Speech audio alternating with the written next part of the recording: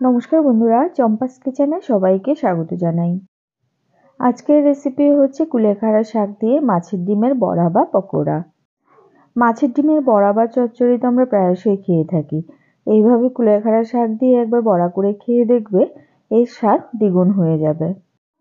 কুলেখাড়া শাকে রয়েছে প্রচুর পরিমাণে আয়রন, তাই এটা খেলে কিন্তু আমাদের শরীরে দ্রুত হিমোগ্লোবিন বাড়তে সাহায্য করবে।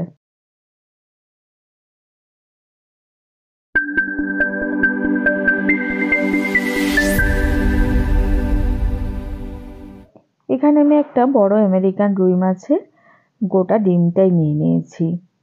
এবারে ডিমের মধ্যে দিয়ে দেব কুচনো রসুন, দেব দুটো বড় সাইজের পেঁয়াজ কুচনো। পেঁয়াজগুলোকে হাতের সাহায্যে একটুখানি চটকে দিচ্ছি। কচি কচি কুলেখাড়া শাক আগে থেকে বেছে ভালো করে ধুয়ে জল ঝরিয়ে এরকম ঝিরিঝিরি করে কুচিয়ে রেখেছিলাম, সেগুলো এবারে দিয়ে দিলাম। কাঁচা রস করে খেতে অনেক সময় গন্ধ লাগে বলে আমি এভাবে মাছের ডিমের সাথে বড়া করে কুলেখাড়া শাকটা প্রায়শই খেয়ে থাকি। দিচ্ছি 1 টিস্পুন হলুদ গুঁড়ো, হাফ টিস্পুন কালো জিরে, 1 টিস্পুন কাঁচা লঙ্কা বাটা দিলাম, তবে তোমরা চাইলে কাঁচা লঙ্কা কুচোনো দিতে পারো। 2 টিস্পুন বেসন দিয়েছি আর দিচ্ছি 2 টেবিল স্পুন চালের গুঁড়ো। এবারে সমস্ত উপকরণ খুব ভালো করে মেখে নেব। আমাদের চ্যানেল চম্পাস কিচেনের রেসিপিগুলো যদি তোমাদের ভালো লাগে তাহলে অবশ্যই চ্যানেলটাকে সাবস্ক্রাইব করে নেবে এবং পাশে থাকা বেল আইকনটাকে প্রেস করে দেবে। এতে করে যখনই আমি নতুন ভিডিও আপলোড করব সাথে সাথে নোটিফিকেশন তোমাদের কাছে পৌঁছে যাবে। কথা বলতে বলতে এদিকে সমস্ত উপকরণ খুব ভালো করে মেখে নিয়েছি। কুলেখাড়া শাক ছাড়া শুধু মাছের ডিমকে পেঁয়াজ কুচোনো আর বাকি উপকরণগুলো দিয়েও কিন্তু বড়া করে নিতে পারো। এবারে অল্প অল্প করে মিশ্রণ নিয়ে বড়ার শেপ করে ভেজে নেব। গ্যাস ওভেনে আমি আগে থেকে একটা কড়াই গরমে বসিয়ে রেখেছিলাম। এর মধ্যে দিয়ে দিচ্ছি 4 টেবিল স্পুন রিফাইন্ড অয়েল। কড়াইয়ের তেলটাকে ভালো করে গরম করে নেব। খুন্তির সাহায্যে কড়ার চারধারে তেলটাকে ভালো করে লাগিয়ে নিচ্ছি। তেল ভালো করে গরম হয়ে গেছে। এবারে মাছের ডিম আর কুলেখাড়া শাকের মিশ্রণটাকে অল্প অল্প করে গরম তেলে দিয়ে দিচ্ছি। গরম তেলে পড়ার সাথে সাথে মাছের ডিমটা কিন্তু জড়ো হয়ে যাচ্ছে।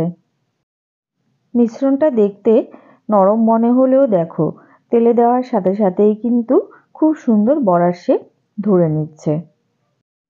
আমি চামচের সাহায্যে দিচ্ছি, তবে তোমরা চাইলে হাত দিয়েও কিন্তু বড়াগুলোকে তৈরি করে নিতে পারো। মাছের ডিম কিন্তু অনেকটা তেল শুষে নেয়, সে কারণে প্রথমে অল্প করে তেল দিয়ে একটা ব্যাচের বড়াগুলো ভেজে নেওয়ার পরে আবার দ্বিতীয় ব্যাচের জন্য নতুন করে তেল ব্যবহার করব।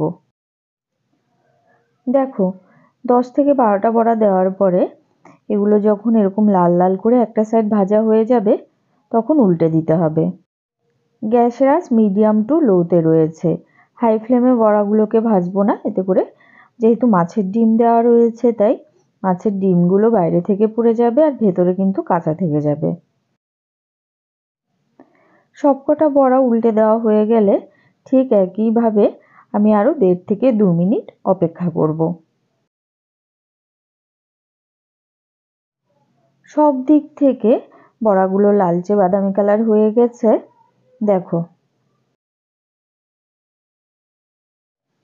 সবার লাস্টে গ্যাসের আঁচটাকে হাইতে করে দিয়ে মোটামুটি 30 থেকে 40 সেকেন্ডের জন্য এগুলোকে নাড়াচাড়া করে ভেজে নেব।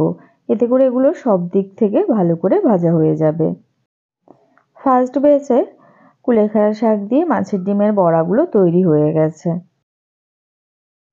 আমি একটা বড়াকে তোমাদের ভেঙে দেখিয়ে দিচ্ছি। দেখো, বড়াগুলো বাইরে থেকে যেমনি মুচমুচে হয়েছে, ভেতর থেকেও কিন্তু খুব সুন্দর সেদ্ধ হয়ে গেছে। এইভাবে বড়া বা পকোড়া তৈরি করে দিলে অনায়াসেই দেখতে পাবে বাড়ির বাচ্চা থেকে বড় সবাইকে কুলেখাড়া শাক তুমি খাইয়ে দিতে পারছো। সবাই খুশি খুশি খেয়ে নেবে, কোনো অসুবিধা হবে না। রেসিপিটা কেমন লাগলো লাইক, শেয়ার এবং কমেন্ট করে জানিও। এতক্ষণ আমার পাশে থেকে ভিডিওটা দেখার জন্য অনেক অনেক ধন্যবাদ। ভালো থাকবে, সুস্থ থাকবে। পরের ভিডিওতে আবার দেখা হবে। বাই।